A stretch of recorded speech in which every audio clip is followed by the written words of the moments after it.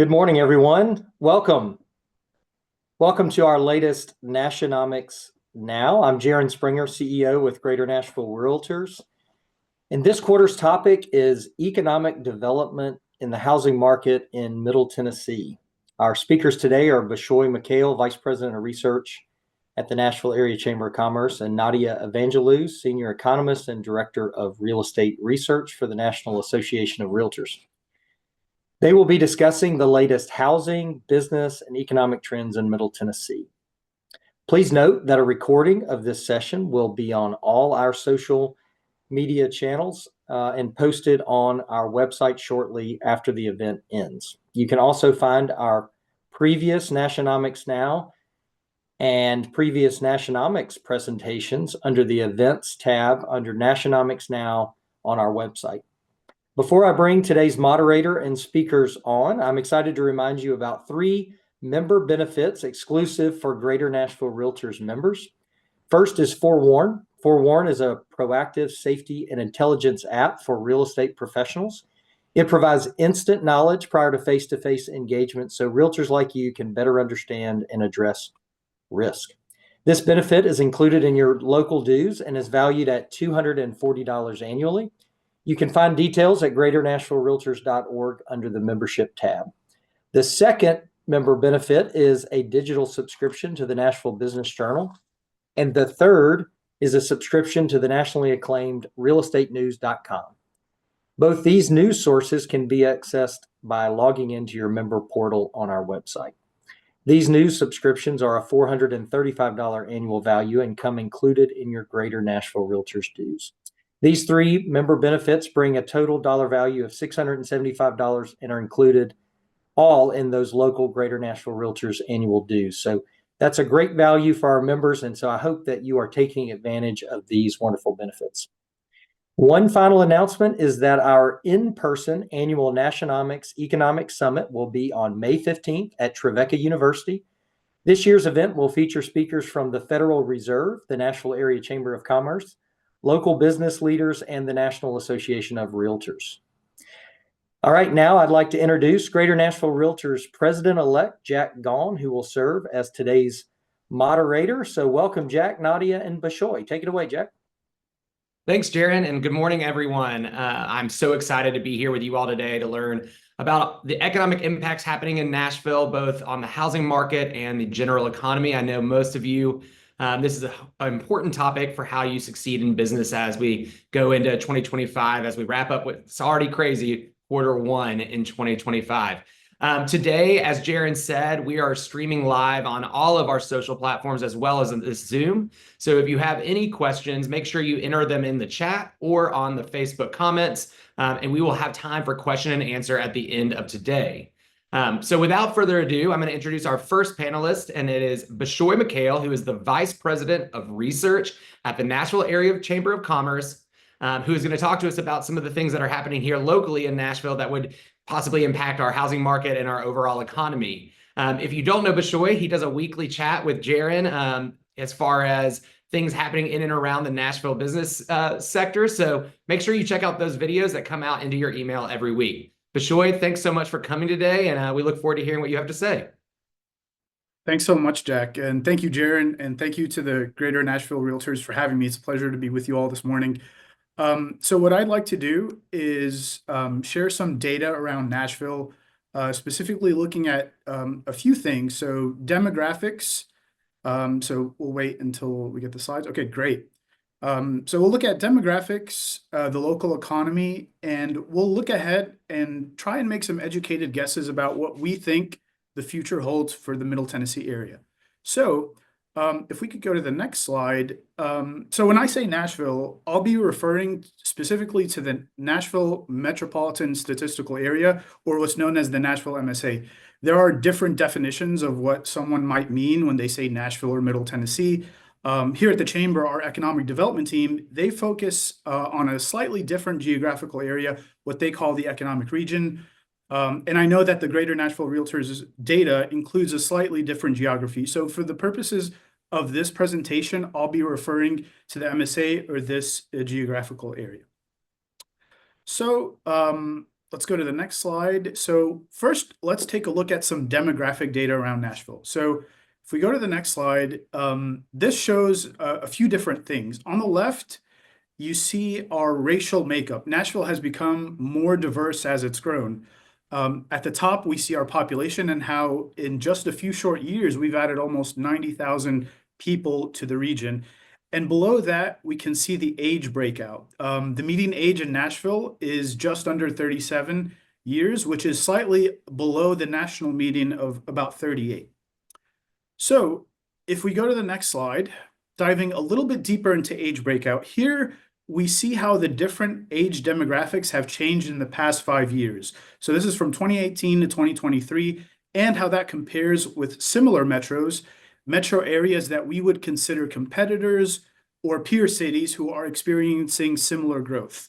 And I've highlighted here the 25 to 44 age breakout, which may commonly be known as the young professional demographic, and how we have the second highest growth rate of that demographic after Austin in that span, which is very important for workforce, which we'll talk about later. So if you go to the next slide, let's talk about migration. So this chart shows the total number of people who have moved to Nashville. Again, the Nashville MSA broken out by domestic and international migration. So those who have moved here from other states and metro areas, and those who have moved from abroad. And here we see we have had about 70,000 people move to the Nashville area in the past 3 years. If we go to the next slide, this shows the daily population increase that we've seen in the past several years. This includes population growth due to migration, as I just mentioned, as well as growth from natural population changes, so the difference between births and deaths. So for 2024, the state released data on population growth for the whole state for Tennessee. So what we did at the Chamber Research Center, we took that and we made an estimate of what we think our daily population growth looked like this past year.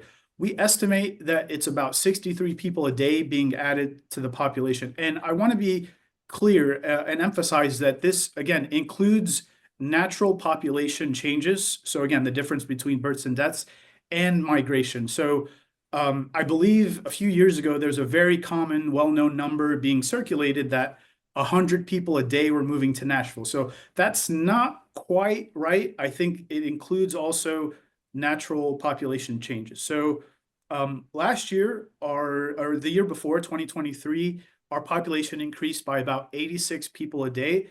And so if you look at how many people are moving here, it's about 66, and then 20 of that is due to natural population changes. If we go to the next slide, so where are people moving from? Looking at tax data, it may not surprise all of you as realtors that some of the top metro areas where people are migrating from are places like Los Angeles, New York, Chicago. Those are the top 3 out-of-state metro areas that people are coming from. These are places where there's high taxes. And from an economic development perspective, we've actually seen also a lot of companies move from those same places because of high cost of living, high taxes, and the regulatory environment. So that's kind of the demographic landscape of Nashville. If we go to the next slide, let's switch gears a little bit and talk about the economic landscape. So if we go to the next slide, here we see employment levels from January of 2021 to most recent data and growth rate for those years. So we've recovered significantly from the pandemic. We grew at about 6.5% employment rate from 21 to 2022. And then as you noticed in the chart, the employment levels have kind of tapered off. This isn't really surprising given that we've had a really rapid recovery after the pandemic-induced recession in March of 2020. And if we go to the next slide, here we can see how we compare to other similar metros, again, in terms of those years. We had the second highest employment growth rate after Austin, and we've started to stabilize our employment growth. So next slide shows GDP. So GDP, or gross domestic product, is another economic indicator that tracks the value of all goods and services produced in an economy. And here you can see, not surprisingly, in 2020 during COVID, we dropped. And again, 2021, we had a very strong, rapid recovery. And then I think actually, in fact, 2021, that 11.3% GDP growth, I believe, was second or third highest in the country in terms of growth rate. So we really came out of COVID very, very strong. And now, again, we've started to stabilize that growth. So the next slide shows how we compare against peer cities and similar metro areas. And again, we're kind of in line with what they've experienced. So slide 14, this shows that breakout, but per capita. So adjusting for population, we see that we have a really high GDP per capita figure, second only to Austin. So next slide, I wanted to share some data on cost of living. So our research team participates in the Council for Economic and Community Research, C2ER, and we help collect data on the cost of living. And we regularly track the cost of living index in Nashville and other places in the US. And so you can think of the cost of living index as a number that compares different areas and how expensive it is for different factors. So think of 100 as kind of an average and a baseline, and anything below 100 means that it's cheaper or less expensive than the national index, and anything above 100 means that it's more expensive. So here we have the overall index at the bottom, and again, compared to different metro areas, and then two components of that index, grocery and housing. And you can see I've included our peer cities, as well as cities, again, where a lot of people have been moving from. And you can kind of see the stark contrast between those cities where, again, people are coming from because of how expensive it is to live there. One thing to note about this metric, it's different from inflation. So inflation measures prices over time, and this index measures prices relative to other areas. So if inflation goes up, or the cost of living for every place or every area goes up significantly, like for example, in 2022 across the US, these indices won't change significantly, if at all. However, if, for example, housing in Nashville becomes expensive because there's a strong demand, that number will change. We go to the next slide. The last thing I want to talk about for the economic landscape is the labor market. And the labor market here in Nashville is still fairly tight. We have a lot of job opportunities and not many job seekers to fill them. These two charts show the number of active job seekers as defined by the Bureau of Labor Statistics, as well as the number of open job postings and the gap between them. So if every person who is unemployed but seeking employment found a job, we'd still have a significant gap. And you can see that the chart on the right shows those same figures for the US and how that is closer to a 1-to-1 ratio. And this is why workforce is such an important issue for the health of our economy, and how we actually need more people to move to Nashville to grow our labor force. Okay, so let's move on to the next slide. So let's look at the future. I usually don't make predictions because economists are very good at being wrong, but I do want to look ahead and see kind of what's in store for our community. So if we go to the next slide, we anticipate employment to grow at a much more sustained, stable growth rate for 2025, all else being equal. We expect just under a percentage point increase, which may seem low, especially considering previous years. But when you think about and you put in context, COVID and our rapid recovery, it's not really a surprise, and it's actually pretty normal. Slide 19 shows our population, and we expect our population to continue to grow. So this slide shows two heat maps. The first one on the left shows how each county in the area has grown over the past 5 years. And the one on the right shows projections, how we expect the next 5 years to shape up. And so the darker the color, the bigger the increase. So to kind of summarize and conclude, Nashville's economy is actually very strong, and we have a positive outlook. We do expect to see slower but more stable economic growth, which again is not surprising given the context of the past few years. And we aren't without our challenges. Workforce is a significant challenge for our economic region, as we've seen. Infrastructure is also critical. Nashville passed the transit referendum in November, which I know you all as an association played a large and critical role, and that will definitely help. But also things like childcare kind of fall into that infrastructure bucket, which is part of the workforce infrastructure. And these are challenges, as well as housing costs, which I'm sure we'll get into, which I'm sure you all are also familiar with. But despite that, I think our economy puts us in a good place and positions us well for the future. So with that, I'll turn it back over to you, Jack. Thank you. Awesome. Thank you. Thank you so much. That was great data and great information. Overall, I think we can all take some solace in the fact that our economy is really strong and robust as compared to some of our peer cities. I think there's still some challenges and growth issues that we will face over the next few years, as you said, and I think we're all aware of those, especially when we talk to our own clients daily, about what those things that are affecting them and why they're either moving to one place or another. Next up, we're going to actually talk and shift over more into the housing and how some of these demographic changes, some of these economic changes might affect the housing market as it relates to both Nashville and the U.S. So I'd like to introduce Nadia Evangelou, who is the Senior Economist and Director of Real Estate Research for the National Association of REALTORS. Nadia, thank you so much for joining us today. I'm wondering if it's as cold there as it is here today. We got a brief spring, it felt like, for 2 days, and the next thing you know, it was really cold again. So hoping you're not dealing with the same thing. Yeah, unfortunately today it's cold here as well, colder. Yeah, but I think the next day will be like very, very good. So I'm looking forward for spring. We had like many snow days here in DC. Okay, awesome. Well, thank you so much for joining, and I'll let you take over. Yeah, thank you, Jack, and good morning, everyone, from me as well. It's such a pleasure to be here today with all of you to discuss one, I will say, the most talked about topics in real estate, specifically who can afford to buy a home today. So we all know that the housing market isn't just about numbers and data.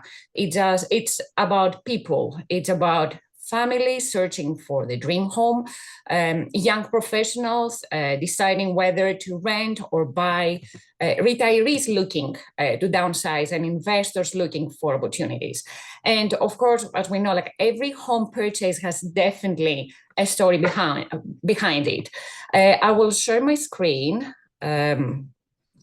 Just bear with me 1 minute.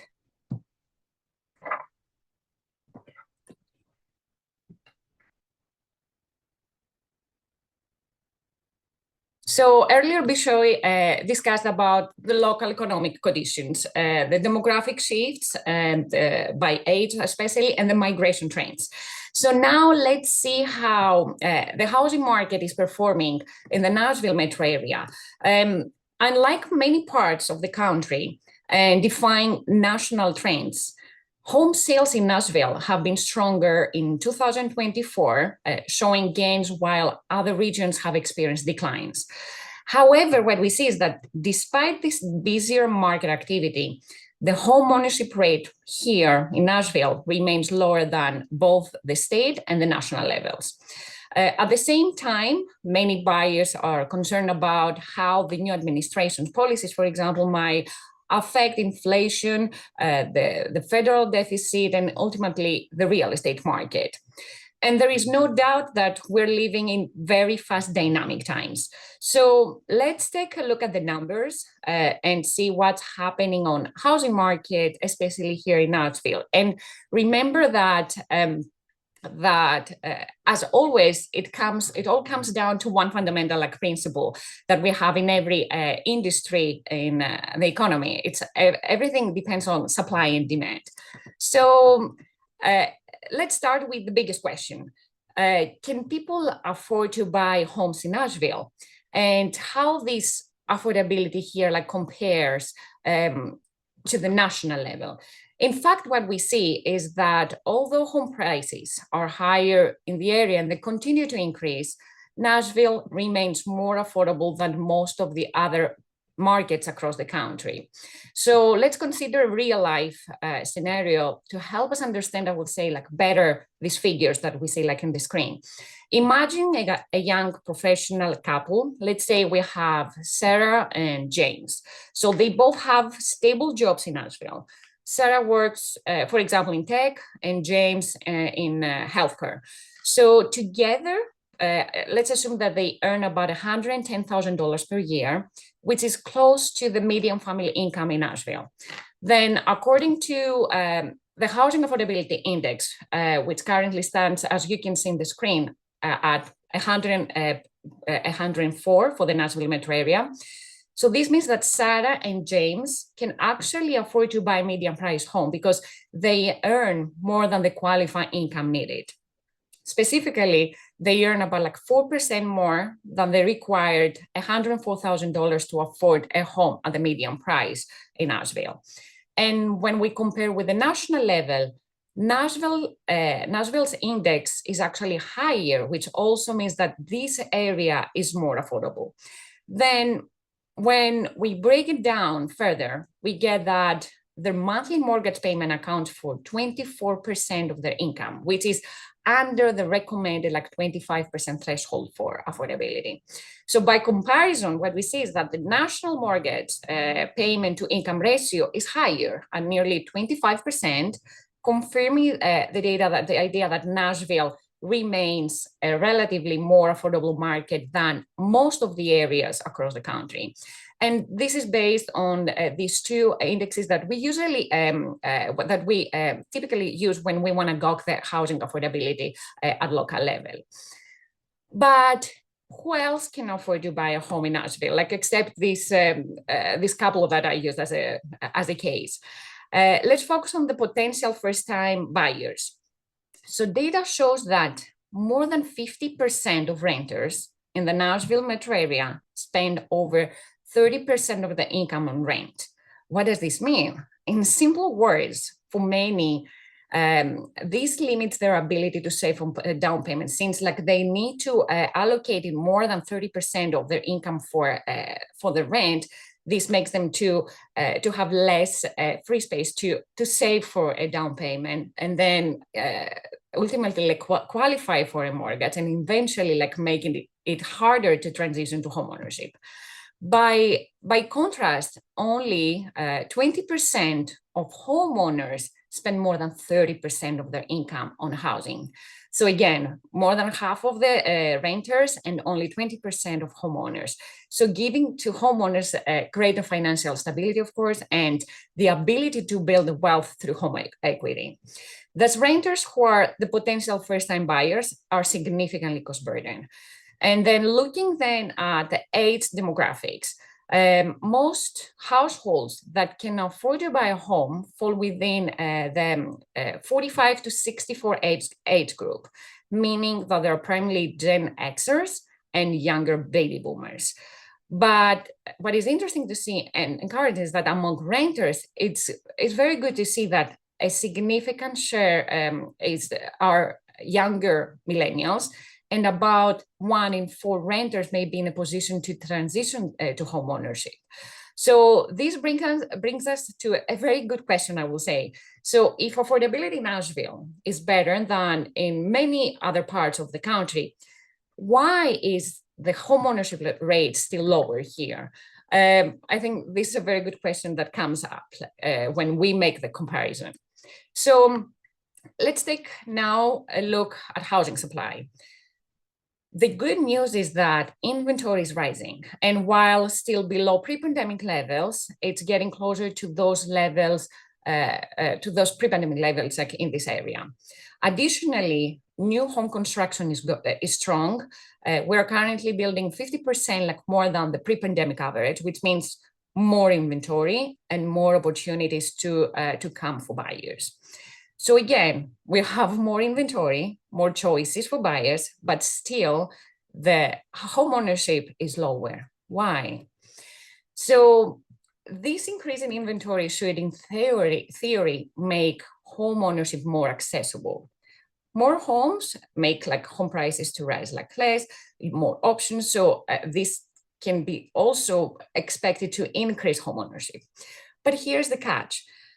Who can afford to buy these listings that they are currently in the market? So what we see is that even though there are more listings on the market, the real issue is the home values. So when we look at how many of these listings are actually affordable for buyers at different income levels, what we see, we find that buyers need to earn nearly $150,000 per year to afford just 50% of the available homes out there in the market. To put this in perspective, in a balanced market, buyers earning $150,000 should be able to afford closer to 80% of the listings. But in Nashville, they can only afford half of them. This makes like Nashville less affordable compared to both Tennessee and the national level. Across Tennessee, for example, statewide and nationwide, buyers earning $150,000 can afford to buy around 64% of the listings, whereas in Nashville, it's only like 52%. So even though income levels in the area are relatively higher and inventory is increasing, the affordability challenge comes from a lack, I will say, of the mid-priced homes. And it's just that buyers simply have fewer affordable options. Even though there's like more inventory, we need to focus on what kind of inventory is out there and what homes we are building. Now, let's turn to who is actually buying homes in Nashville and how these buyers compare to the rest of the country, just to have a better picture how like the buyers compare with other buyers out there. So overall, Nashville home buyers tend to be younger, have higher incomes, and are less diverse than the national average. And to illustrate this, let's consider three typical buyers. We have Jenna, who is the typical buyer in Nashville. We have Michael, who is the typical home buyer in Tennessee. And lastly, we have Josh, who is the typical US home buyer. So Jenna is 40 years old, so younger than Michael, who is 43, and then Josh, who is like 42. So we see that usually in Tennessee, they are like a little bit like older than the national level. So why is this important? Why are we looking at the age breakdown of these buyers? Because have in mind that the younger buyers typically have higher income potential in the long term. So these buyers are also more likely to be first-time home buyers, so who can affect and can have like a shift in the homeownership rate and make like homeownership like rates to increase later. So it's always a good idea to take a closer look and track this demographic about like their age, if they're young, and what we expect if they're young, then what we expect like for the future like years. Then, as expected, Nashville buyers earn more. So Jenna's household income is around $110,000 compared to $91,000, which is Michael's income from Tennessee, and for other parts of Tennessee, like statewide, and $99,000, almost like $100,000, which is Josh's income, who represents the national typical buyer. So again, why this matters? So the data shows that the Nashville market is being driven by higher income professionals, and this seems to be the main reasons that affordability is better. And this looks like from the housing affordability index that we already mentioned in this area, despite higher prices. However, this can also mean, on the other hand, that affordability challenges are pushing lower income buyers out of the market and not able to afford to purchase a home. So there is always a downside. But let's talk now about another demographic, which is like their educational like levels, which usually are tied with the income and their potential like for a high income later. So 20% of Nashville home buyers have a higher education like degree, which means like higher than a bachelor degree. So above Tennessee's 18%, but just below the US average, like of 21%. So this tells us that the market is being driven by highly skilled like professionals, which is very close to what we have like at the national level. And actually this aligns with the strong job market like creation that we have, even though it's like more modern now than the recent years, but still Tennessee is experiencing a very strong job growth. And if we compare it with it's very strong, especially when we compare with the pre-pandemic, like when the pandemic hit our country. So another interesting, I think, statistic is that what is their origin? Like how many did they move from a different state? So what we see is that in Nashville, well, most of them are like from the area there. We see that in Nashville, 16% of the home buyers in this area moved from out of state. So in Tennessee, 20% of home buyers are from out of state, and nationwide, 16% of buyers relocated from a different state. So these figures show that Nashville is attracting, and we know that movers who buy homes, but not as the same rate as other parts, like for example, in Tennessee, since it's like even higher, like 20%. Then parsing out by race, I included some statistics here, home buying statistics about by racial and ethnic group. We see that Nashville home buyers are 81%, were in 2023, were 81% white, 7% Black, 4% Asian, and 9% like Hispanic.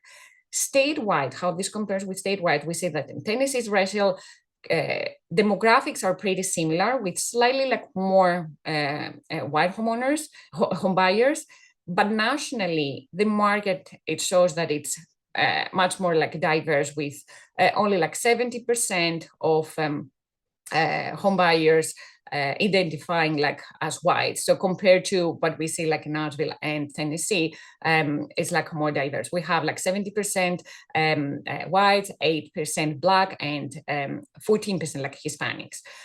Regarding then their marital status, married couples still dominate the market, making up like 59%, almost like 6% of home buyers in Nashville. Since this month is the Women's History Month, we also see a strong presence of single women in the market. Specifically, single women make up like 12% of the buyers in the Nashville metro area, while single male accounted like for 10%. So it's higher. We see like a stronger presence of single women than single men, which is also almost identical to the Tennessee and the national like trends. So overall, after looking at the demographics of buyers in these three areas, Nashville home buyers like Jana are younger, wealthier, have like a higher income, and less diverse than the national like averages. So now that we have made like these buyers, so let's talk a little bit about the homes that they're purchasing. And what we see that on average, Nashville buyers are purchasing newer and more expensive like homes. So Jana, our buyer from Nashville, bought a home in Nashville with a price of $472,000. And it's estimated that it was built sometime like between 2010 or later. However, we see that Michael, who bought his home somewhere else, like in Tennessee, he bought his home for around $370,000.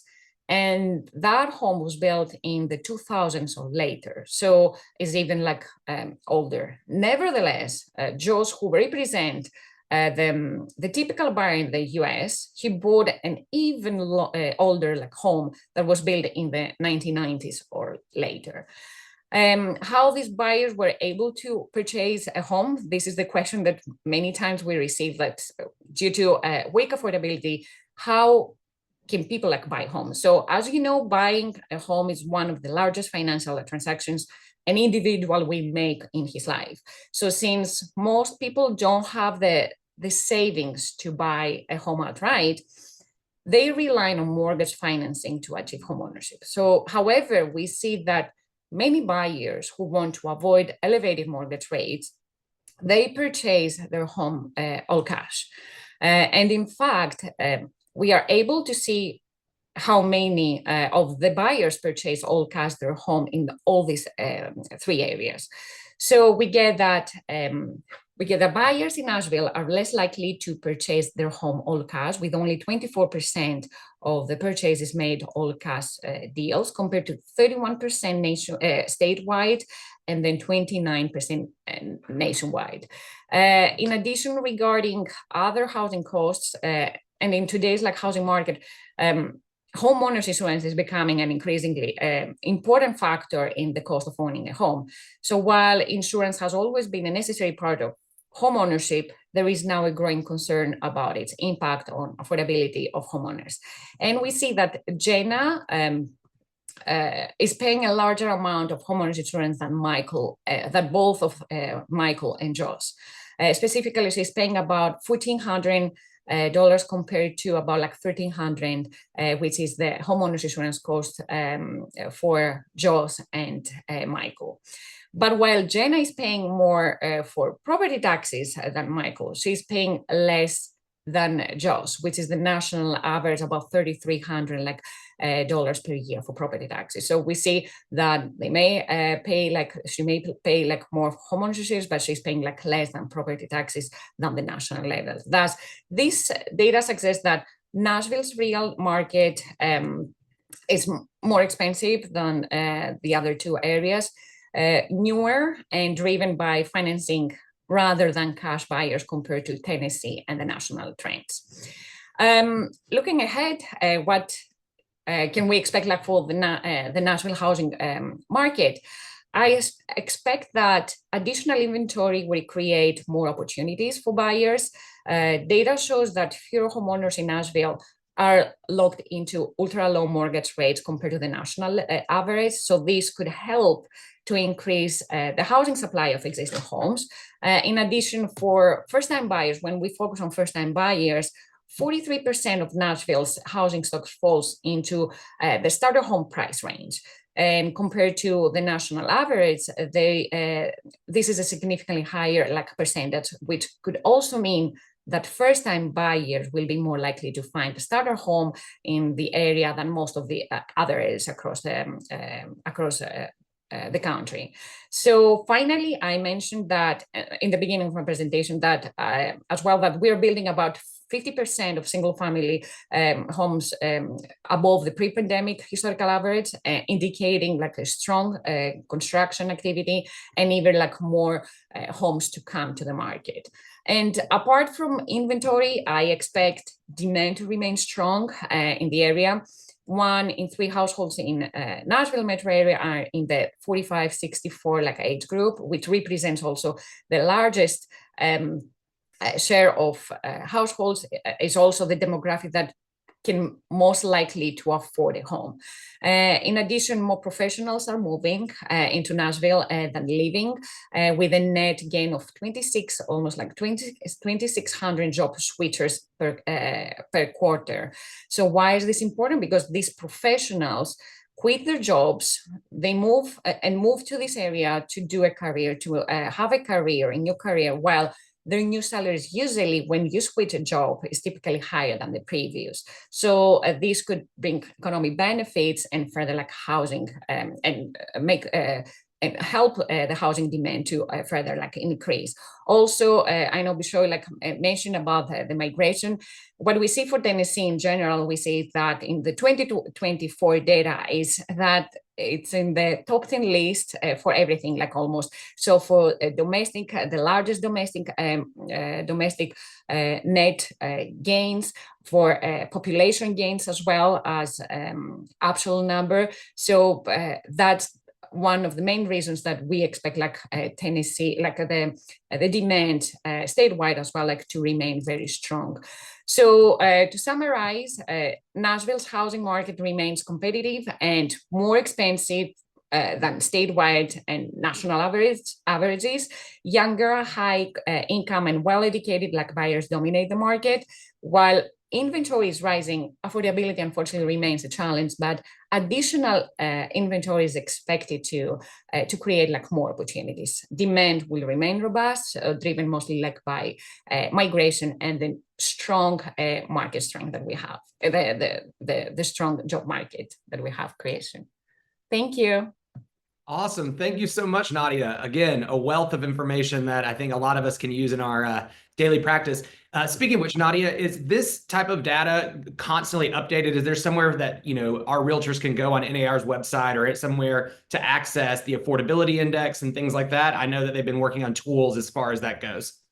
Yes, so we just updated, like we have the new interactive reports that we have, local market reports. So I can send you and you can forward like this link. So it's on the website under housing statistics, and we have data like housing affordability, housing statistics, employment, demographics, homeownership, like demographics as well, for about like 280 metro areas, and Nashville is one of them. So and then about the home buyers, we also it's not updated yet with the 2023, but it's gonna be by next week. It's gonna be updated there, so you can find the profile of the home buyers. And we also provide that by racial ethnic group, so you can see who is the typical buyer by race. So I think it's very good information. Yeah, I think that's amazing. I'm so proud that NAR took that step to make sure that data is accessible to our realtors on the daily basis, as it changes, as we know, every month, year, depending on what's happening in and around. So again, kudos to them for doing that. We do have some questions for you guys. So if you guys have a minute, we're going to kind of dive into those. The first one I'm going to give is to Bishoy. Can you give us a reason as to why you choose the peer cities that we do? Is it based on population? What is it that makes it a peer city that we're really comparing based on? Yeah, so that's a great question. We look at cities that are similar in size, as well as they're experiencing similar kind of economic and population growth. That's kind of how we compare cities. And they're usually cities where if we have economic development projects, they're looking at those same cities as well as Nashville. So that's kind of how we define peer cities. So given that, these cities are having similar, growth or similar effects of the economy, why do you think, or is there anything that you could say as to why the cost of living is greater here than something like Atlanta or Charlotte? Is it that they're bigger MSAs, that there's more opportunity? Is there any particular reason why last year we saw such a difference between our cost of living and that in Charlotte and Atlanta? Yeah, I think it speaks to how much more Nashville is attractive to a lot of than those places. And I think there's also other factors. Certainly, housing supply is a factor, and I think geographic region. So some of the MSAs they're I guess smaller, so their reach is a little bit more different. So there's a lot of different things that contribute, but I think primarily it's going to be that strong demand where lots of people are coming to Nashville more so. Got it. And Nadia, to that kind of about the demographics and people that are coming in, you mentioned about the family income and how it changes and how in Nashville it's a certain level. Someone asked, when you were doing those calculations, is there a cap to create those averages? Like, are those taking in people that are extremely wealthy or extremely on the other side of that, wealth gap? How do we come up with that average so that it's not skewed because there's one person that lives in this area that makes $100 million a year? We take the median, so we include everybody there. So unfortunately, yeah. So but it is median, though. It's not an average. So no, it's a median. Yeah, it's a median. So like, as I mentioned, like Jenna or like Josh, all these examples, they represent the median, the median buyer in 2023, like in these areas. Okay, and just for all our realtors out there that maybe aren't math experts, a median means you're not averaging everyone. It means you just take every single person and you find the middle number, and that's the one. It's less skewed, yeah. Yeah. So it takes a less of the skew out of it. That's right. You got to remember that sometimes we're good at selling houses, but maybe we didn't pass calculus or other math classes. Okay, so Bishoy, as far as the demographic, you showed the people that are domestic versus international moving into the state. Do you expect any of that to change on the international side? I saw that we were lower, especially than our peer cities. And I know a lot of them are kind of global trade partners, and that's part of it. But with our international airports set to open up in the next couple of years, do we expect that, to show at least a little bit more competitiveness with our peer cities? Yeah, so Tennessee, when they released their data on population growth, we did have strong international migration as compared to previous years.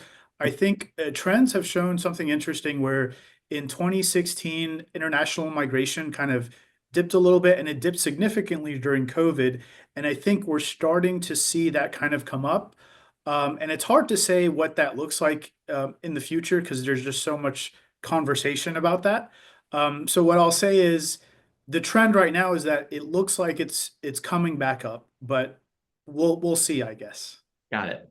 And for both of you, I guess, is there anything that you would suggest that we need to be working on to make what factors go into the affordable housing question? Meaning just to make Is it density? Is it creating more density-focused housing? What types of things do these other cities that are a little bit more affordable maybe have that we need to focus on going forward? I know our inventory, as you guys said, it's the type of inventory we have is the problem. Is there anything that you see in other cities that we should be thinking about as to why or how we can, kind of mitigate some of that? I think Nadia said it perfectly. It's a supply and demand issue. If we can create the supply to match the demand, and not just for the very expensive homes, but for all income levels, I think that's going to be our best bet to ensure that affordability doesn't remain out of reach for the different income levels. Yeah, and remember that we were underbuilding like for decades now. So even though we have like more construction now, like many parts, like in Texas, for example, like statewide in Texas, they have like more inventory in Florida than pre-pandemic. So for Nashville, we still like we're very close.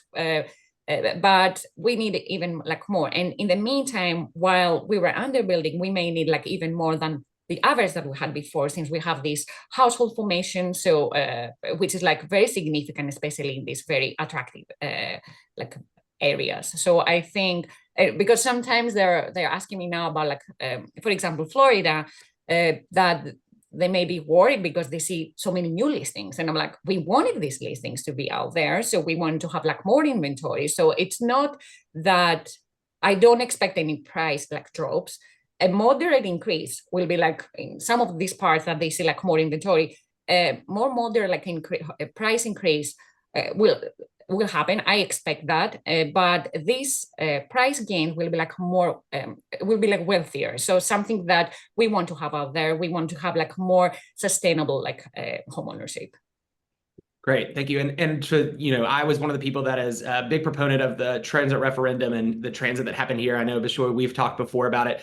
To some of these peer cities is having direct access to transportation, public transportation that has access maybe to connect affordable housing to jobs, kind of a big factor in that, because I feel as though if we had a more robust and what we're planning to work on so that we could go to further parts of Nashville, but still get into Nashville in an easy commute time might give us some access to that affordable housing. Yeah, I definitely agree. I think two of the cities that we mentioned, or two of the metro areas, Charlotte and Atlanta, certainly have a much more robust transit infrastructure than Nashville currently does. Hopefully that'll change though with this new referendum, but that certainly does play a factor, because if people can get to if workforce can travel to where the jobs are in a safe, efficient kind of way, that makes affordability a little bit better in terms of where people can live. Awesome. Yeah. Bishoy, another question someone had just for our Nashville local market. What type of jobs are available that you're referring to in this big job gap? And what are employers looking for currently inside of our market? Is it high end? Is it, our working class? What is it that we're looking for? Yeah, that's a great question. And I didn't include this data, but I can tell you that it's kind of varied. Nashville, one of the strengths of Nashville is it's a very diverse economy. There's lots of different opportunities. So the top job has been, I think for the past few years now, registered nurses. So healthcare is a big industry where we see demand for lots of jobs, with nurses being kind of that top, most sought after occupation. But also we see hospitality jobs that are in demand. And we have seen a strong influx of technology companies moving here. So we've seen computer jobs and a lot of also corporate kind of back-end typical, accounting, those types of occupations. So it's really diverse in terms of what's in demand. It's kind of across the board, and it represents a lot of different sectors. So I think there's lots of opportunities there. It's not one particular occupation or industry, because Nashville is so diverse. And Nadia, to piggyback off that, how important is keeping a diverse job sector, meaning different types of industries, as far as the city's potential for growth in the future, maintaining kind of the status that we're in right now, where it's a place people want to move to because we have such a diverse job, Exactly. I think this is the key to attract like even more like people. So we say that areas with more diverse jobs out there, so they attract even like more people, which we want to see that, because this also means like higher housing demand as well, since they need a shelter. Awesome. And I'll also add kind of one thing real quick. I touched on workforce briefly, and I think that's a key important part in all this, because it's a little bit difficult, and I don't know if Nadia would agree with this. It's difficult to kind of influence the cost of housing from a policy or from a just an overall community development perspective. But one thing that we can do is try and increase the wages of the people who live in a community, and I think having a robust workforce plays into that. Yep, awesome. Well, a little plug then for everybody that's still listening. At our Nashonomics in person in May, we're actually going to have some of our top corporate leaders. Jeff Hype from the Chamber is going to be bringing in those that are seeking for the types of people they're looking for. So we're going to have a panel of some of our top employers in Nashville to kind of answer these questions as to what they're looking for. So that way you can kind of market to your clients as to their friends, their family, as to why they would want to move into Nashville. I mean, I think our growth, as we've said, has a ton of potential if we do it the right way and we make sure that we're paying attention to some of these issues that might alert, as far as affordability and the starting house price being so much significantly more currently, making sure we're addressing some of those entry points. Bishoy, Nadia, do you have anything else you want to leave us with today? Otherwise, we can wrap this call up. No, thank you so much for having me.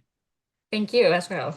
Yes, guys, this was an amazing talk. I hope everyone got a lot out of this. And if you have any questions, make sure you reach out to Greater Nashville Realtors. You can reach out to me directly, and we'll be making sure that we make all of these stats and data available to you in due time. Everyone have a great rest of your day and a great rest of your week. Thanks so much.